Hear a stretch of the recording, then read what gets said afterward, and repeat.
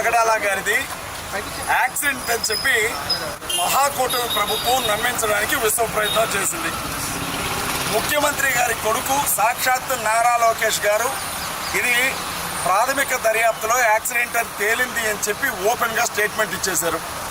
ఆయన మాట్లాడడానికి ముందే నిన్న తెలుగుదేశం పార్టీ అధికార ప్రతినిధిగా ఉన్న మహాసేన రాజేష్ ఇది యాక్సిడెంట్, డెడ్ బాడీని పోస్ట్ మార్టం లేకుండానే తీసుకెళ్ళమని చెప్పి ప్రవీణ్ గారి ఫ్యామిలీకి ఫోన్ చేసి చెప్పారు. జనాల ముందు మాట్లాడి తిట్లు తిని వెళ్ళిపోయారు.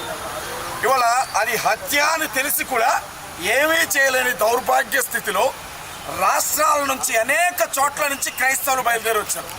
ఉయ్యూరు నుంచి వచ్చారు, కైకలూరు నుంచి వచ్చారు, ఏలూరు నుంచి వచ్చారు, విజయవాడ నుంచి వచ్చారు, ఖమ్మం నుంచి వచ్చారు, రకరకాల జిల్లాల నుంచి, వైజాగ్ నుంచి, అమలాపురం నుంచి, పాలకొల్లు నుంచి, కాకినాడ నుంచి అందరూ వచ్చారు.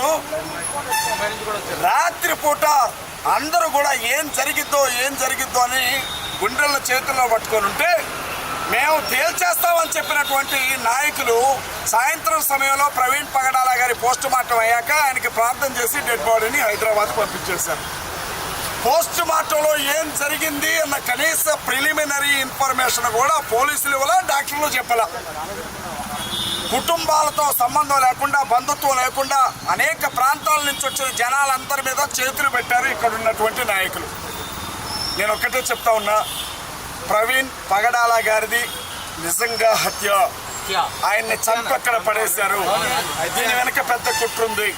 కానీ బయటికి తీయడానికి సహాయం చేయాల్సిన పోలీసు వ్యవస్థ దీన్ని యాక్సిడెంట్గా చిత్రీకరించారు. రెండో విషయం, ప్రవీణ్ గారి కూతురును చంపుతామని ప్రవీణ్ గారి ఫ్యామిలీకి ఫోన్ చేసి బెదిరించారు. ప్రవీణ్ గారి కూతురును చంపుతామన్న బెదిరింపులు. ప్రవీణ్ కుమార్ గారు మందు తాగి రోడ్డు పక్కన పడిపోయాడు అని పోస్ట్ మార్టంలో చూపించడం కోసం ప్రవీణ్ గారు చనిపోయే ముందు ఆయన కొడుతూ ఆయనకు మందు తాగించారు అన్న విషయం కూడా నమ్మకమైనటువంటి విషయం మా దగ్గర ఉంది. ఏ వివరం రానియకుండా ఆయన్ని చంపి, తెలంగాణ నుంచి వచ్చినటువంటి ఆయన్ని చంపి మళ్ళీ తెలంగాణకి కుట్లేసి పంపించారు. ఇది సార్ జరిగింది. మహాకూటమి ప్రభుత్వానికి కృతజ్ఞతలు తెలియజేసుకుంటా ఉన్నాం. మీ పైన కూడా తర్వాత దాడి అనే మాటలు మాట్లాడుతున్నారు కదా, దానిపైన మీ స్పందన? అజయ్ బాబును చంపుతానంటే ఉన్నారు. ఇది అందరికీ తెలిసిందే. బీజేపీ నేతలు ఓపెన్ గానే ఫేస్బుక్ లో చెప్తా ఉన్నారు, నెక్స్ట్ చంపేది అజయ్ బాబుని అని. ఆ అజయ్ బాబుని నేనేమంటానంటే, నాకు చావంటే పెద్దగా భయం లేదు, బ్రతకాలన్న కోరిక లేదు. ఈ రోజు చస్తే రేపటికి రెండని నమ్మే వ్యక్తిని.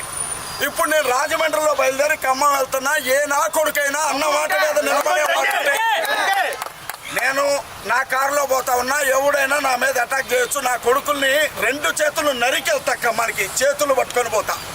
ప్రవీణ్ పగడాల గారిని దొంగచాటుగా చంపినట్లు చంపడానికి వస్తే చేతులు కట్టుకొని రండి నన్ను చంపండి అనడానికి నేను యేసు ప్రభు అంత మంచోడిని కాదు.